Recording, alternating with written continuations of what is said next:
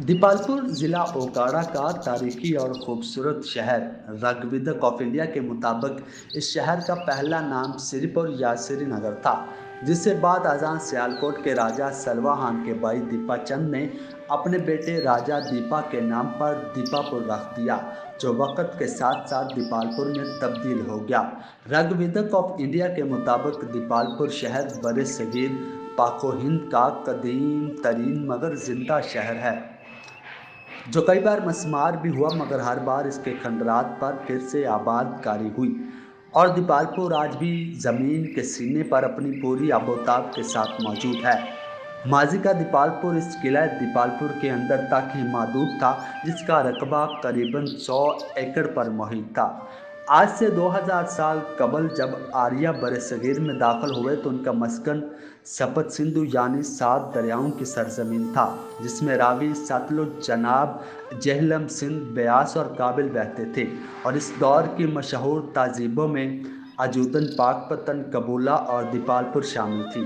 13 और 14 सदी ईस्वी में दीपालपुर ने मंगोलों के खिलाफ दिल्ली सल्तनत के दिफा में अहम किरदार अदा किया। और इस वक्त खैबर से दिल्ली तक के रास्ते में सिर्फ दीपालपुर में ही वाहिद किला मौजूद था। मशहूर मुअर्रिख अबनास चंद्र दास की किताब तारीख दीपालपुर आजमिया अल्लादिता नसीम के मुताबिक किला दीपालपुर पहली बार कब तमीर हुआ, इसकी तारीख में कोई वाज़ेह तारीख नहीं मिलती। ताहम 14 सदी ईस्वी में फ़िरोज़ शाह तुगलक ने आखिरी बार इस मजबूत किले की मरम्मत और तमीर नौ की। किला दीपालपुर की नायाब सुर्ख ईंटों से बनी 25 फुट चौड़ी दीवारें अगरचे मुनहदम हो चुकी हैं, मगर इनकी टूटी फूटी दीवारों के पार आज भी बहुत सी दास्तानें मौजूद हैं। किले के दरवाज़ों पर हिफाजती चौकियां बनाई गई थीं, जो आज भी मौजूद हैं। 12 सदी ईस्वी में जब गयासुद्दीन तुगलक दीपालपुर का हाकिम था, उस वक्त उठने वाले ततारी सैलाब को भी किला दीपालपुर में नाकामी का सामना करना पड़ा। ताहम इस जंग में किले को काफ़ी नुकसान पहुंचा, जिसे 1244 ईस्वी में गयासुद्दीन तुगलक ने फिर से मुरम्मत किया। 1526 ईस्वी में जब ज़हीरुद्दीन बाबर ने बरसगीर पर हमला किया तो इसे भी सबसे ज़्यादा मुज़ाहिमत का सामना किला दीपालपुर में ही करना पड़ा, जिसका एतराफ़ उसने अपनी किताब तज़किए बाबरी में किया। किला दीपालपुर के 4 दरवाज़े हैं। मशरक़ी दरवाज़े को दिल्ली दरवाज़ा, मगरबी गेट को मुल्तानी दरवाज़ा, शमाली गेट को लाहौरी दरवाज़ा, जबकि जनूबी गेट को बीकानेरी दरवाज़े के नाम से मंसूब किया गया था। इनमें मशरक़ी और मगरबी दरवाज़े तो इस वक्त भी मौजूद हैं, ताहम शमाली और जनूबी दरवाज़े मुनहदम हो चुके हैं।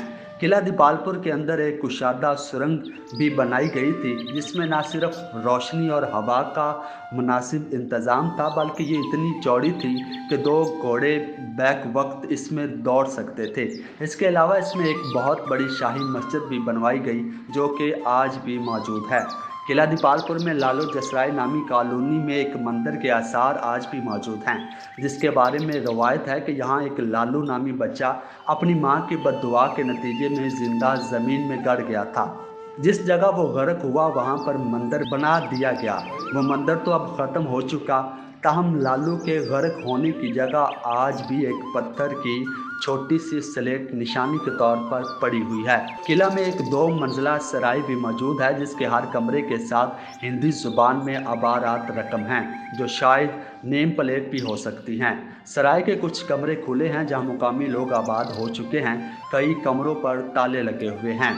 किला दीपालपुर में हिंदुओं के कई मंदिर भी थे, जिनमें पूजा पाठ के लिए हिंदुस्तान से लोग आते भी रहे, मगर 1992 में भारत में जब बाबरी मस्जिद को शहीद किया गया तो मुकामी लोगों ने इन मंदिरों को मुनहदम करके इन पर कब्जा कर लिया और अपनी रिहाइश गाहें बना ली।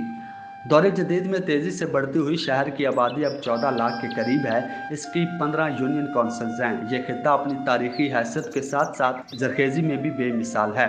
ज़रूरत इस अमर की है कि हुकूमत इस शहर में मौजूद किला, मंदिरों, हवेली लखा, बुम्मन शाह मंदिर और दीगर अहम तारीखी जगहों की तरफ तवज्जो दे, ताकि इनकी तारीखी हैसियत और बनावट कायम रह सके।